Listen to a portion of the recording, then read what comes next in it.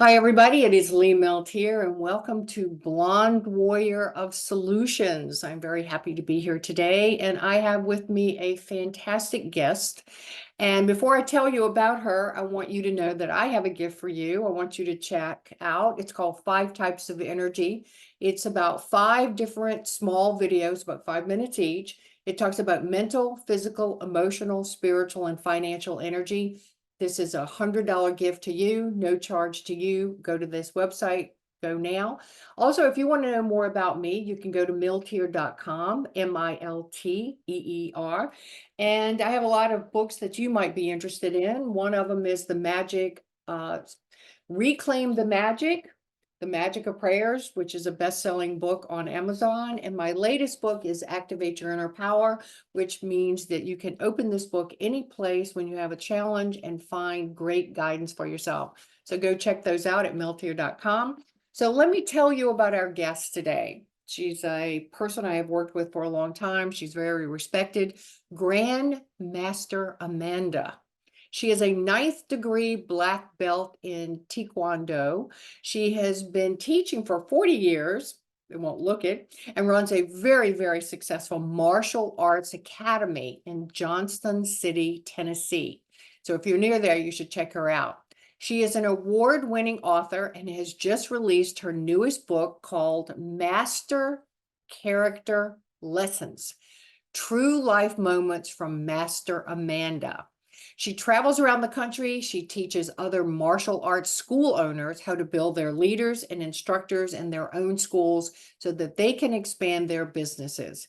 She has recently begun speaking to business groups, entrepreneurial groups, and even college classes on how to successfully manage and market a small business. Now, she's been on TV for a long time, and she has a new local TV spot that shares good news stories about how martial arts can have a very positive impact on the local community and ultimately create a positive ripple effect that can spread globally. I want to introduce Grand Master Amanda. Welcome to our show. Thank you. Thank you, Lee, for having me. I am delighted to have you, Amanda. You have been someone I have followed and appreciated and really feel that you add so much value to the world. And I know you have a brand new book out, and it's called Master Character Lessons: True Life Lessons from Master Amanda. So, how does your book bring light into others? Well, I've had the privilege of working with you and learning from you for a number of years, and one of the things that you taught me was that, or saw in me, was you have a light, and it's important to share that light. And I think that one of the best ways to bring light into the world is to bring truth. And the stories in the book are true stories. They are some from my childhood, some from my teen years, and some as an adult, but all from the perspective of a martial artist, and how the events in my life have taught me about character and confidence, and things that I teach to my students daily. So I thought it was a good time It right is a now. good, it's actually a perfect time. And I'm going to reiterate how I feel about martial arts, that I honestly think that being in martial arts and teaching children in this crazy, chaotic world that we're living in, this is one of the best educations they can have, because you're teaching them character, courage, how to stand their ground, how to feel confident. You're teaching them things that none of the public schools teach, or I don't even believe the private schools teach.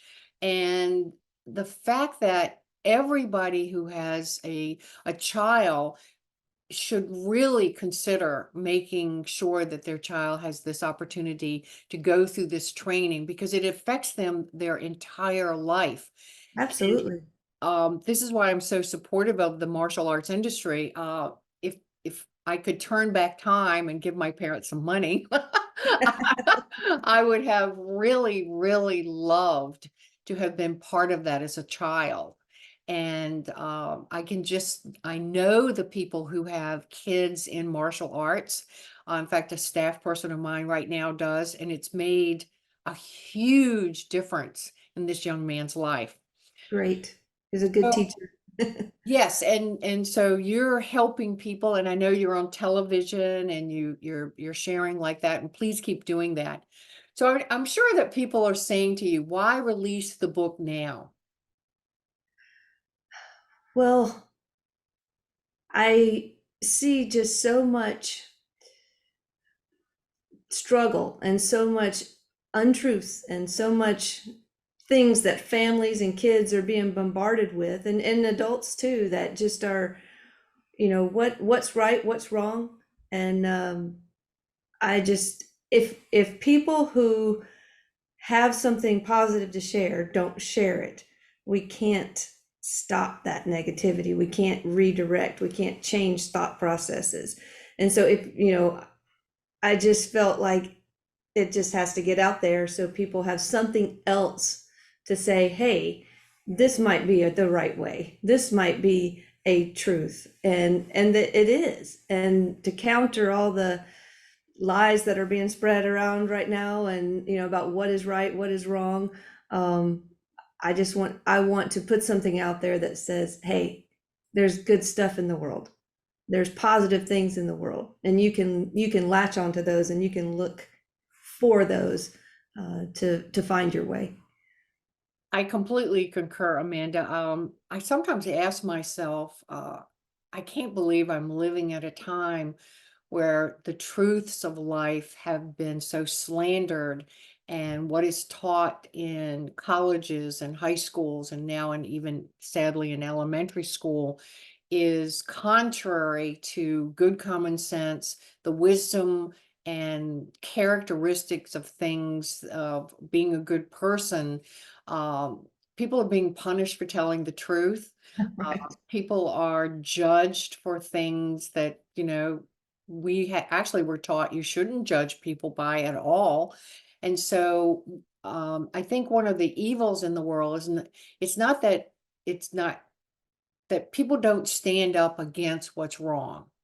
And that's what I do every day that I do one of these shows.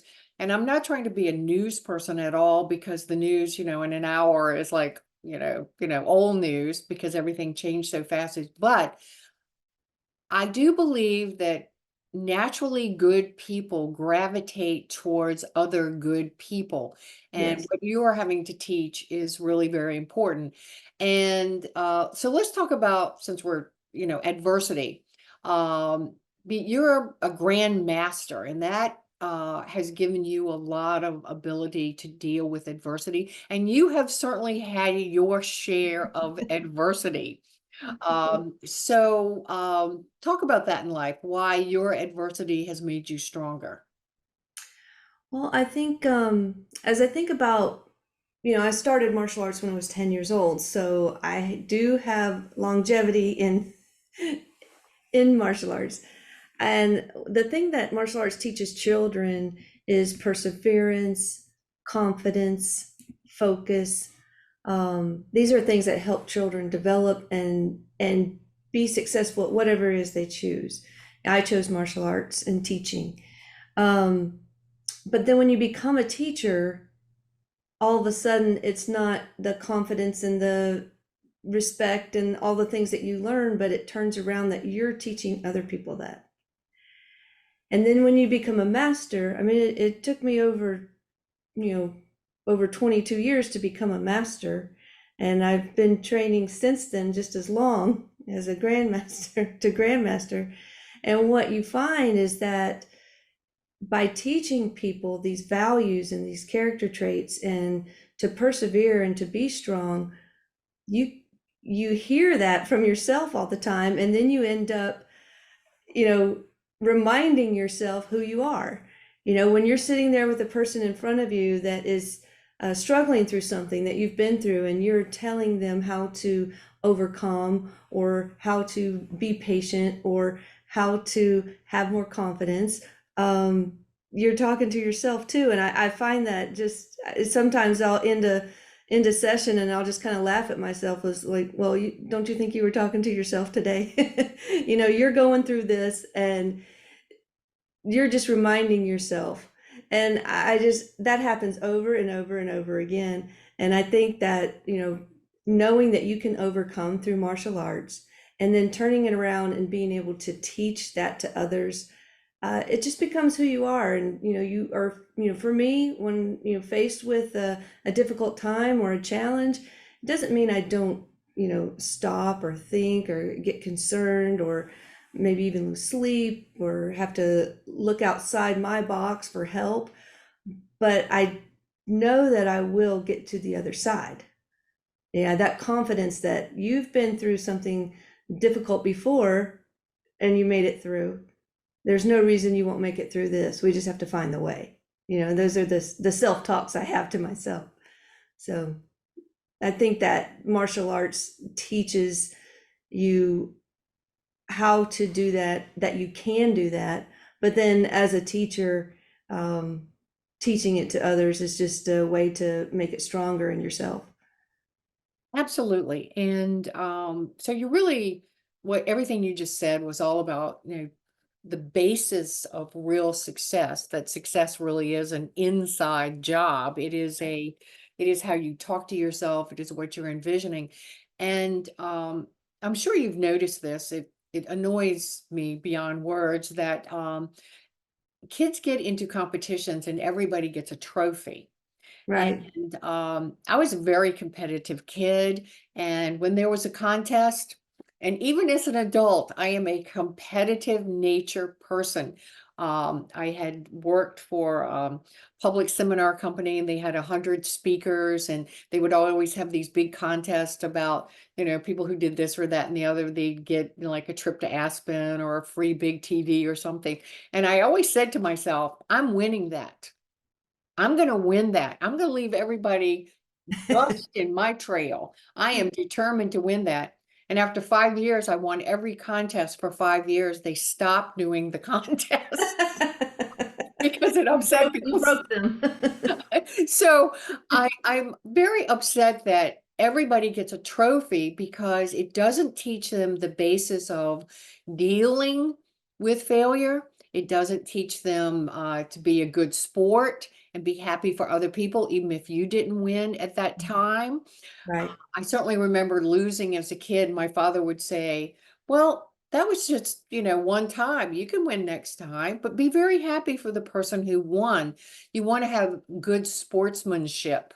Absolutely. That's good sportsmanship is one of our tenets that we teach, and it's in a lot of our writings, and it's a lot of our lessons, not just for kids, but for adults too. But I do get asked about that. Everybody wins, and even though we want to create win-win situations, it doesn't mean that everybody in the room wins. You have to, especially in a competitive sense. I appreciate a recognition for participation. So you got out there, you're 9 years old, and you went to all the practices and you played the games and you did your best job, and you should be recognized for that. That's a discipline and sticking with the team and support for your friends. But if you don't win the tournament, you shouldn't get the trophy.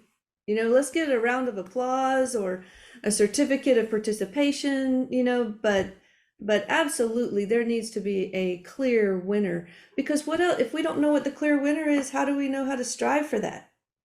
What's the point of trying if it doesn't matter? And then on the other side, the poor kids that are actually winning, there's no reward for that. Yes. Why try to win unless they just have this innate inner sense of winning, which I don't know if, a 9-year-old necessarily has that right away, if they see, wow, if I win, then I get to play the next game in the tournament. Or if I win, then I have this trophy to remind myself of how good I did. And they need that. They deserve that. The winner deserves the reward. Absolutely. And also, I believe that kids need challenges because that teaches them the foundation of their future, which is being an adult. Because Mhm. we, neither one of us, do really well with jobs because we're self-employed and, we've been our own boss since, forever. Right. For people who are dealing on a regular basis, there are going to be conflict. There is going to be competition. There is going to be all this stuff. You have to be prepared for those obstacles and know how to control your emotions with those things. And when you don't give that, you're absolutely right. The winner feels like, well, what's the point of trying? Everybody gets this. Hmm. I have a good friend from Thailand that I met a few years ago, and he came to the United States and worked very, very, very, very hard to become a citizen in the legal way. And he says to me just last night, and he's back in Thailand now for the moment. He said, I'm very disappointed that I worked so hard and so diligently to become a citizen of the United States. And now anybody who just shows up can become a citizen and they're not working for it. And this is just wrong and unfair for all the people like myself who, really spent a lot of money and time and effort to do everything the right way. He said it's Hmm. demoralizing. Right. And I think that all of us feel that way. Uh, Rightly so. Yeah. Um, you know, as a grandmaster, a lot of times, what if people can promote, I have to give a yes or a no. I have to say you're ready or you're not ready. Sometimes that's difficult. And e- even for me, I don't like to tell people you can't or you can't right now. It's not something I look forward to. But when I get in that moment where I think, should I give a little or should I stand with what's been tradition? I think of the people who went before that person. And I look them in the eye and say, I held you to a tougher standard, and then I let this person get by with less. What does that do for my integrity? And I think that there does have to be, a line. There does have to be what is right and what is wrong. And that's one of the great deceptions being taught right now in our country is that gray is the truth and black and white is wrong. And that's why our youth are so confused. I mean, there is gray. There absolutely is. If you look at the yin yang symbol, there is black, there is white, and then there is that in between, and there is times when there's very strong femininity, very strong masculinity, and then there's times in between where we are in the middle. But the truth is, it's black and white, and gray is that middle ground.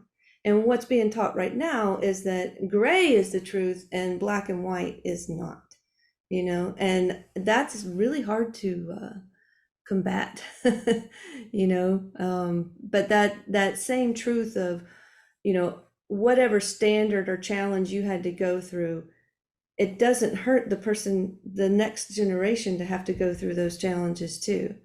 Or you say, what is the way to enter the country properly and get your citizenship? That is hard. I have plenty of friends and family who have done that, and it's not easy.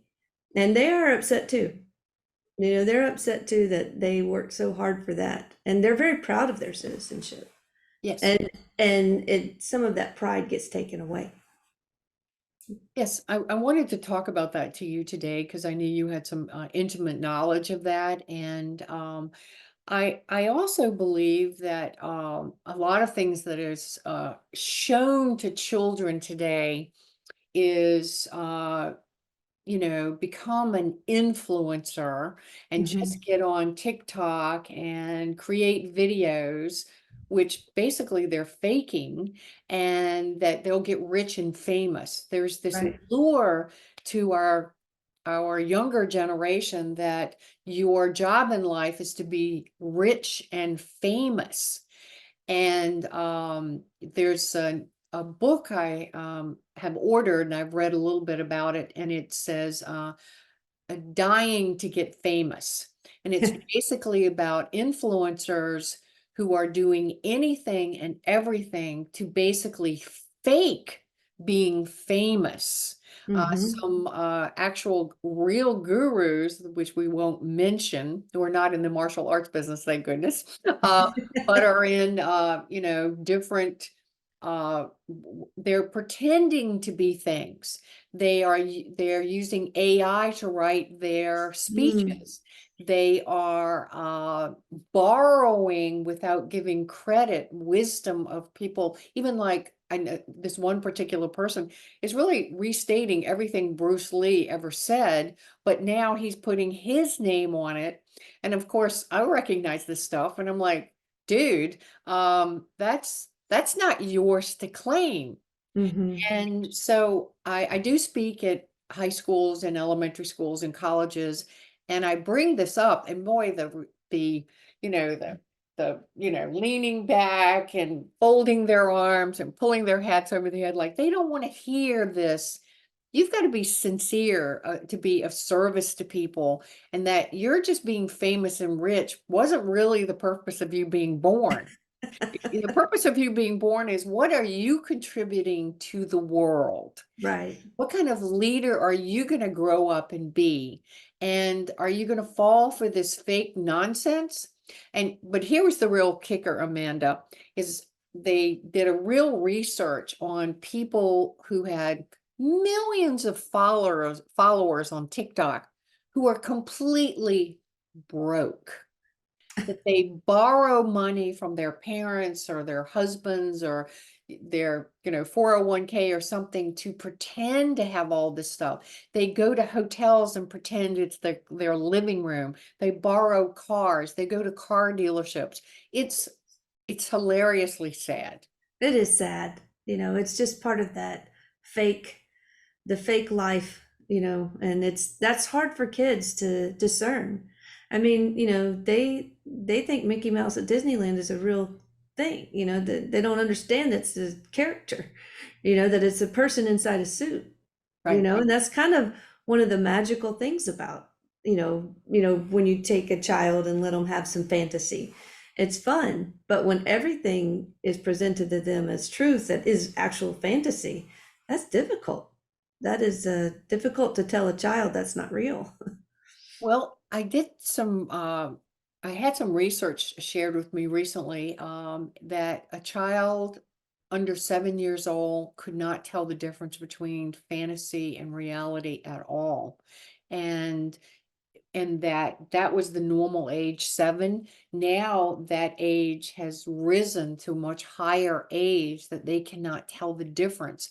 And the other thing was that young men, their brains don't actually come into full, let's say, on power until about the age of 28, and women come on much earlier, like at 22 or 24. And our whole culture is pushing everyone to mature before they're ready to mature, before it's a natural thing. I mean, I look at some of the way that kids are dressed today, and they got a $1,200 phone at 10 years old. And I mean, at 10 years old, I wasn't capable of any of this stuff whatsoever. And fortunately, I lived in the middle of nowhere with, we got allowed 1 hour of television a day, and it was something my father wanted to watch, like Right, a exactly. Western of some Yeah, kind. I'll find something else to do. And my father always said, it's pretty outside. Get your butt outside. You're not staying in the house. Mhm. So I mean, I grew up with, using my imagination and playing in nature and being connected to animals. And if you got in a argument with someone, our parents would go, well, y'all can work it out. Right. We're Right. busy. We're not here to solve your problems. And that was, I mean, people almost consider this child abuse today, the way that I grew up. But the strength that it gave me to become an entrepreneur, to be able to deal with my own challenges was so much stronger. And that's what you're doing. So, yeah, I mean, we've been talking about how things have been changing over the last decades. Let's talk about the counterculture. And we've been doing it, but a little bit more in depth, and how it's deeply hurting children's ability to be independent and confident and successful and, stand on their own feet in the future. Hmm. Well, I think, you know, little kids, like elementary age, 11 and under, they are little sponges, they are just taking in everything, what is the world. And that's one of the things I really love about that age is, everything is new and fresh, and they are excited to learn, and they're trying things. And then when they get a little bit older, they start being told how they're supposed to be, and you can't be friends with everybody anymore. There's this, they get into middle school and high school, and you're this kind of person, or you're that kind of person, or because you want to be this person, you can't hang out with these people, and that stuff is just one of the things that kind of confuses them. We were friends last year in fifth grade, but this year in sixth grade, we can't be friends because, we have a different mindset, or we have a different whatever. We're not the same. But the counterculture now, I mean, that's how things have been, is just like you said, as they're trying to mature them faster and faster, they're also teaching them these things younger and younger. So now you're seeing a 7 or 8-year-old who's struggling with who are they and what kids are they supposed to hang out or not supposed to hang out, instead of a 12 or 13-year-old. But their minds are, just biologically, they're still little tiny kids, and they shouldn't be thinking about those things. It's really difficult to protect children. And one of the things that I've seen in a trend lately, with newer parents, is that they are completely limiting, I mean, not limiting, but getting off social media altogether, even as adults. They see the dangers of what this, like you said, this fake reality that kids are exposed to, which is something we weren't exposed to. It is different for them. Things are different for this generation, and they see all of that. And I'm very proud that parents are saying, this is not right. This is causing depression. I mean, to give the kids, like I mentioned before, that the truth is gray, that there is no boundaries, there are no right and wrong. It's confusing and it's depressing. And that is one of the things that, I see with what's happening in the world right now. It's almost on purpose. Let's confuse this generation so much that they can't make their own decisions. Let's confuse the heck out of everybody. So if anybody says something that's an actual truth, let's put them down for that. So let's don't let people speak up. And it is very hard to combat, to give people the courage to say the truth. And you're doing that. You're giving forums and opportunity for the light to shine. Well, thank you. That is, that's sort of in my DNA. I Yeah. am, I can be I have no fear of speaking the truth. And I will tell you, it is because of my rancher father, who was a very complicated, flawed human being like all of us. But he always said to me, for the love of God, Lee, be anything but average. Because average people allow other people to take their sovereignty, to make their authority go away. He said, you're born with this thing called instinct. And if you don't learn to develop your own instincts, which we would call today more intuition, he said, there's a lot of con artists in the world, they're users. And I don't want you to be afraid of people, but I want you to stand your ground. And that, Mhm. if somebody, uh, says or tries to do something that is not right in your inner self, speak up. So, needless to say, I got thrown out of school, because I would speak up. My whole school had all the teachers actually, I've told this many times, had a big meeting about me, about what are we going to do about this Lee Milteer kid, because she's always asking questions we have no idea what the answer is. I knew I was going to be an entrepreneur because when we gave me the list, remember around the 10th grade, they gave you Oh, right. yeah, here's what girls do and here's what boys do. And I'm like, well, here's 20 things I'm never going to do. Yeah. What else you got? And they were Right. like, we got nothing. And not once was on there entrepreneur, Right. not once self-employed. And I'm thinking, why couldn't girls do that? I did have a teacher one time who I said this to and says, well, girls don't do that. And I remember thinking, well, I'm getting out of your class as soon as possible because this is unacceptable. You Mhm. I love speaking up. I am immune to the we don't like you. Like on Facebook, you give me a rash, I'm going to tell you what I think. And the nicest way I possibly can. And I don't know if I wake people up, but I know I sleep really well at night knowing that I am not compromising my own integrity. Right. You hold true to yourself, and the message that you give to others is, a truth, and it's something that people can hold on to. I think one of the things, you're talking about being taught to be independent and be anything but average, um, I I see I see the children who are dependent, and I see the children who are independent, and there is a huge difference in the level of happiness. Not just confidence. Confidence is different than happiness. The kids who are fine to go and try something on their own, that don't need their hand held, they're enjoying themselves. They're happy. The kids that are timid and afraid, and can I do that on my own? Am I allowed to ask a question? Am I allowed to move? Or do I have to, they're not happy. And I just am, that's part of my mission too, is to help those kids say, hey, yeah, it's okay. It's okay to stand up and stand up for yourself, or tell me what you think. Tell me really what you think. And if it's different from what I think, that's okay. Let's talk about it.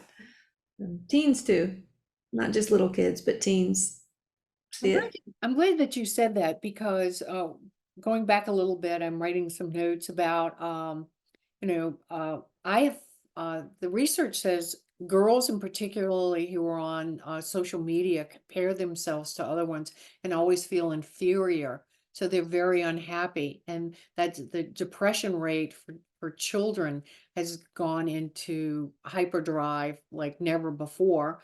Also, I love this about, independence or dependency.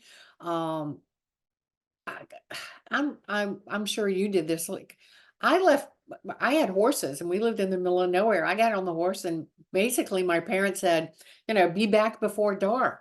Right, They have no idea where I went and what I did. And right, I didn't need to tell them because they had trained me enough of to be safe and what was right to do and what wasn't right to do. And today kids are wrapped up in, bubble wrap and put in the back seat and then, made to be terrified of the world. Well, where are your survival skills? right. So, I'm always saying to kids when I go there, learn to read a map without MapQuest. What if there's no internet? And Right, you need to know, basic things about survival. So, in the last few days, and it won't, it's normal, there's something always out, Zoom is out, or one of the photo right. rooms is out, or, something is out.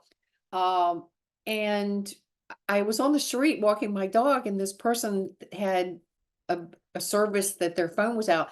They were in absolute panic. This was a young adult, 26 years old. And I said, well, I mean, you're really in panic about the fact that your phone isn't working. And they are. The dependency on something outside of themselves versus that building what you do and in your new book about how to be self-sufficient, dependent on yourself. So uh, the other couple of questions I had for you was you mentioned spreading light. I love that. How do you actually and help others spread light just because they're different, um, and be more true to themselves? What are the things parents could actually do to encourage their kids this being dependent?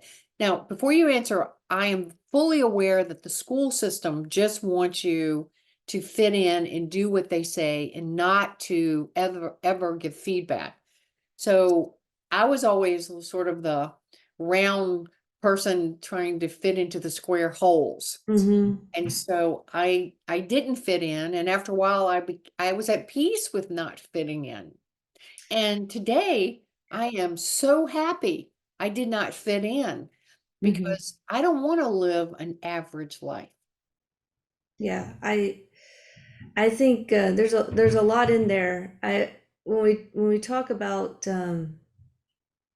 like kids and being able to be critical thinkers and being able to make decisions and we have to, as adults, whether it's the parents, the grandparents, or me as a teacher, we have to allow children to make decisions. We have to allow them to, obviously within parameters of safety and that sort of thing. But if they don't learn uh, at 7 years old on the playground how to handle confrontation, or somebody took their toy, if they're not able to, like you said, handle it kind of on their own, and not have one of us jump in and stop it, and say, this is how you're supposed to behave.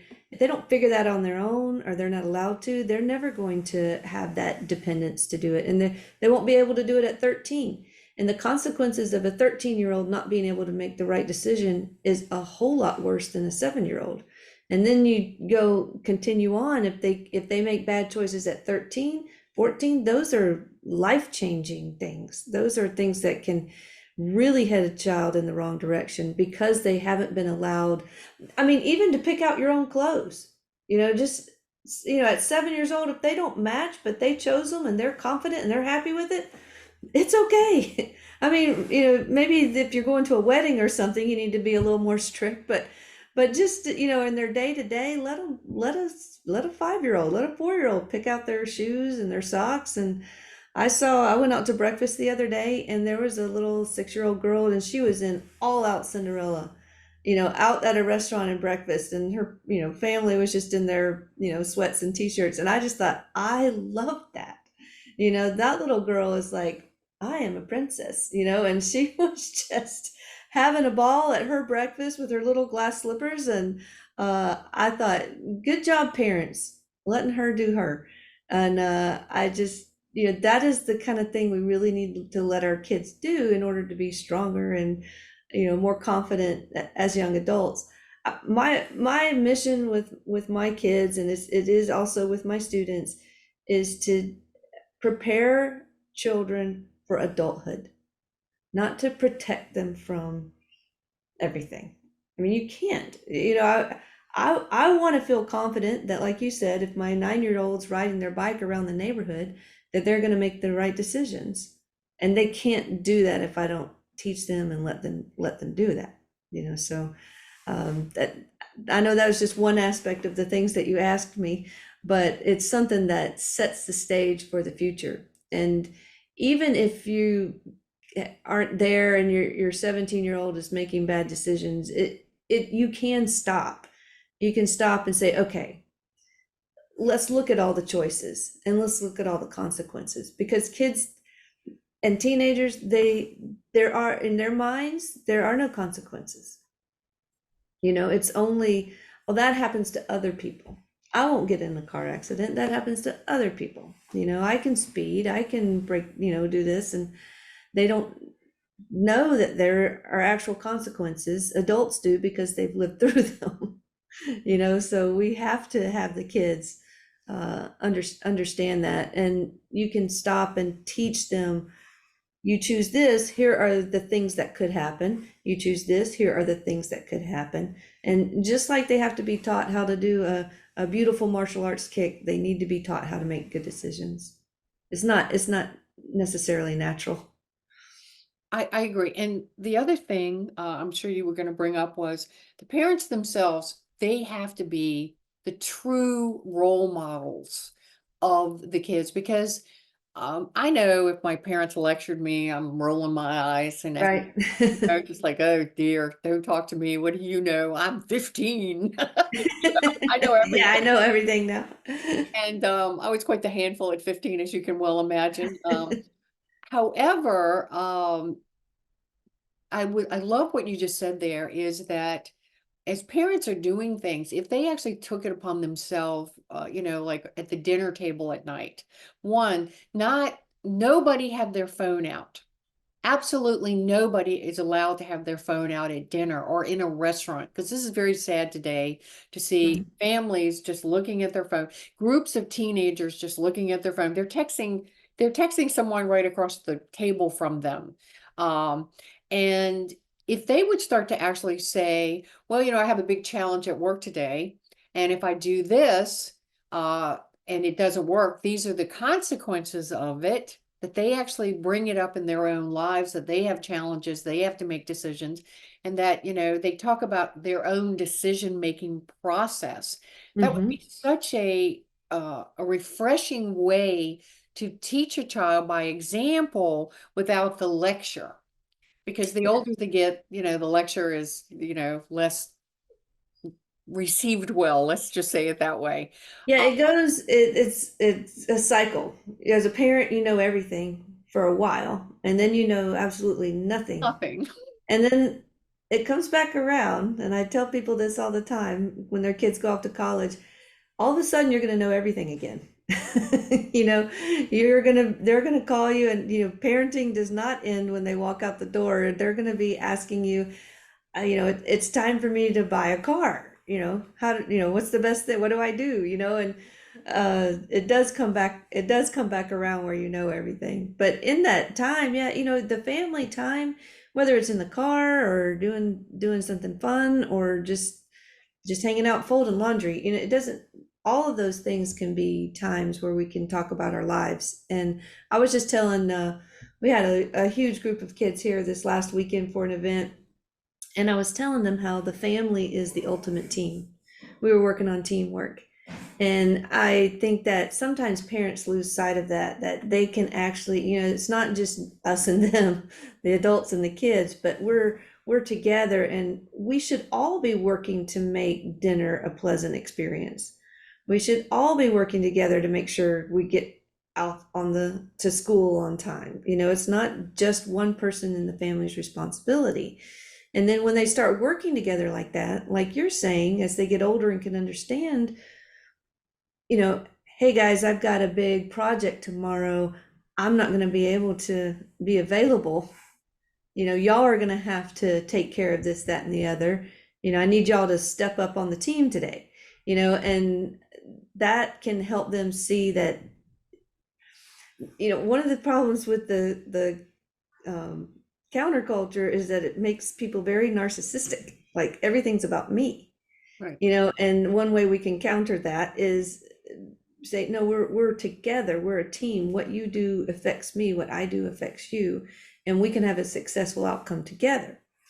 And teaching them that, I've got this big thing, and then they can ask you when you get home from work or when they see you the next day, how did your event go?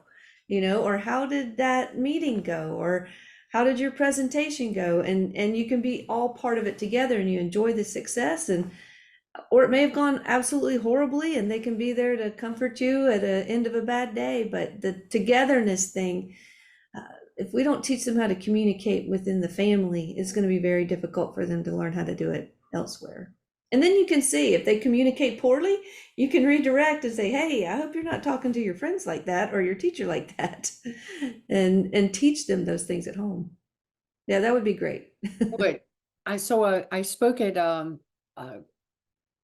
an organization that had a lot of corporate people in there, and they told what I consider serious horror stories of uh, young adults who have finished college, who have gotten jobs that they don't know how to do any conflict. They don't want to, they have no confidence to talk on the phone. They don't want to talk to people. They won't look them in the eye. Absolutely. And the parents, seriously, are calling their bosses and complaining that their boss is asking them to do something that makes them uncomfortable. And the bosses are pretty much, what the hell is this? You've got this education, we've given you an opportunity now as a young adult, you got a job, we're paying you, and you won't do just some fundamental things that we need to be done. And the parents are enabling, 24, 25, 26, 27-year-old young adults. And here is shocking to me that they say that some of the interviews, the mothers are coming with the interviews with a 24-year-old. And I said, well, how do you handle that? And they said, we end the interview as soon as possible because, we know what little slice of,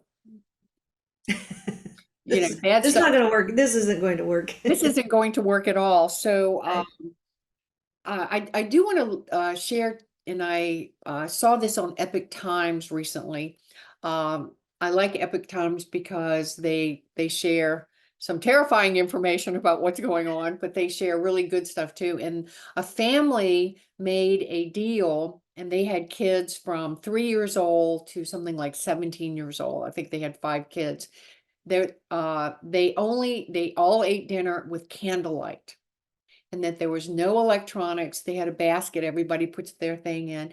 And they said after 2 or 3 weeks that that whole ritual of everybody, the kids got to light the candles. They took turns who got to light the candles. It was this private, intimate dinner. And they said they started laughing. And then they said they started playing board games. Like the kids back to board games at night with each other instead of watching TV and just being on social media kind of things. And they said within a month, we saw the behavior of our children drastically evolve into more interested in each other, kinder to each other. He said there was something about the candlelight that was the pattern interrupt from the Mm, busy, let's just, shove the food in our mouth and get on to our own separate lives. right. So I just wanted to offer that to our listeners today because I think we have to start somewhere. And I'm a big believer in disruptors. Uh, Yeah. if something's not working, do something drastically different. And I also want to reiterate how important I think it is for all parents listening today. If you can get your kids in martial arts training, and not all of you can come to Tennessee and work with, Master Amanda, but there are wonderful academies, martial arts academies all over North America. Absolutely. Mhm. And, just go there and watch how your child will blossom because of this new pattern disruptor of what they've been getting. Because, if you don't do something, behavior continues. Yeah, I think that was something that you taught me years ago was the pattern interrupt, and that is something that I think is important for all of us as adults, and you know, to say it's okay to just stop. There's a lot to following through, self-discipline, getting to the end, finishing, all of that stuff. That is very worthwhile pursuits. But sometimes, the confidence comes in saying this isn't working. And the confidence comes in, and the right answer is to stop, toss the idea or toss the situation and start over, or, like you said, something very strong and bold, and we're going in a different direction, and I've done that recently here with my family. I run the business with my kids, and some of the stuff just, maybe things we'd always done it that way, or you get in a rut, or life is just busy and you stop thinking about stuff. And we just sat down and we said, okay, let's stop. There are no wrong answers. There's no, you know, anything that we throw out on how to redirect this is allowed. And you just start brainstorming. And I have to say, looking, this was a few months ago, the change to the trajectory of our life and our business is just on a completely different way that we thought we were going. And it's in a positive way. But it took that stop, let's figure something out and do something different, and whether it's candlelight or changing rooms or changing times or what you eat, a different diet. It's important. It's important to say it's okay, this isn't working, let's stop and make something happen. You're not a failure, you're actually winning when you do something like that. Yeah, well said, well said. So, tell us some of the new things for business that you have coming up on the horizon. Oh, wow. Well, my son said it well the other day. We had a chance to speak at the College of Business here, and we were talking about being entrepreneurs and small business. And one of the things that he said was, we think that we're working and we're working on our business and we're giving ourselves more free time. And he said, and then one of the things me and my mom do with more free time is create new businesses. He said, so apparently that's what we like to do, create. And so we have embarked on a martial arts instructor academy. So it's actually a academy for instructors across the country and beyond, how to teach instructors in your school, how to get more instructors, because everybody wants more students. But when that happens, and hopefully it does, now what? Well, how do you keep them? How do you keep them serviced? How do you make sure that the values that you taught, when you have 300, 400 students, you can't be the teacher for every one of them. So how do you make sure that the staff that you have teaching and leading are really putting forth the same message that you want? And so our goal is to help other school owners do that. So as they grow, give them tools, give them lesson plans, give them video content and support. We do weekly support with them too on how to build a dream team of instructors so that they can have more free time if they want to create another business. I teach 3 to 5 classes a week here. We have almost 80 classes a week that go on at the academy, and I teach 3 to 5 of them. And that's because I want to.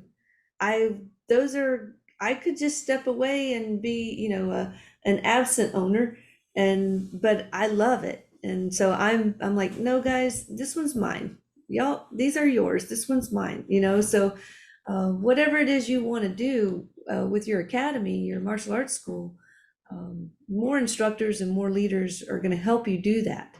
So that's one of the new things that we've started, and we have a good crew going, and he and I travel and we teach. So we do in person and we do on Zoom, and that's something we're pretty excited about too, is taking, like you said, maybe you can't come to the academy, but if you're an instructor and you want to learn how to, teach instructors, we can do that virtually.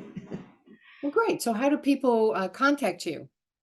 Well, one of the best ways to contact us, they can go, if they want more information just about martial arts, they can go to our website, Olson's MA at olsonsma.com.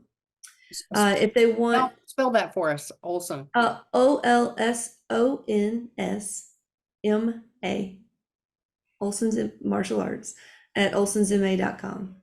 And then if they want information about the Instructor Academy, it's martialartsinstructoracademy.com. So, of course, they're welcome to look me up here in Johnson City, Tennessee, at Olson's Martial Arts Academy, and I'm usually pretty available. Strong social media presence too, and I'd be happy to hear from you. And I love people. I love talking to people. So you're not bothering me if you reach out. Okay, well, thank you so much, Amanda, Master Amanda. And I hope that your work on television is being gotten to the right parents and the right people, because I know you devote a lot of your personal time to giving back to the community, I which do. which is super important. And your book, Master Character Lessons, True Life Moments from Master Amanda. How can they get that book? That is on Amazon. So you can go to Amazon.com. Of course, if you reach out to me personally here, I can get one to you, or you can stop in. If you're through my little small town, please do stop by, and I'd like to meet you. But yeah, Amazon.com. I have that new book, and then also my parenting books are on there too, and how to create a happy and harmonious home is one of people's favorites. So you can find those there. And was that under like Master Mom? It was, yeah. I had, in fact, the students still call me Master Mom, and I am her, and Master Mom has a lot of insight to helping your family and helping kids grow up with confidence, and so those books have a lot of information in that. So for everybody who has kids, or maybe you're a grandparent and you realize your kids need some help raising their kids, please look into the Master Mom series of books. They're absolutely excellent. I've seen them, highly recommend them. And Amanda, thank you so much. I'm so happy that you were here with me and the Blonde Warrior for Solutions. And I love that. Yes. yes, that was actually suggested to me, and it sort of stuck. And it takes a little nerve to actually do that, but I was like, what difference does it Well, make? if anyone can, you can, Lee. And thank you for having me today. It was a pleasure. Thank you so much. And before we leave, folks, I want to remind you, don't forget to go to 5typesofenergy.com. Write that down right now. And you will, within a day, receive your first 5-minute video. And the first one is on, you have mental, physical, emotional, spiritual, and financial energy. That is your life currency every day. These videos are shown in churches and schools and colleges and businesses. And basically, I did them because I wanted people to understand that success is an inside creation, and that you have currency that you spend every day, and that you'll have a lot more in your life if you know how to spend your currency, with wisdom. So, Amanda, thank you so much. And we will definitely have you back. Okay. Thank you, Lee. I appreciate you. Thank you so much. I appreciate you. And folks, we're going to call it a wrap. See you next week.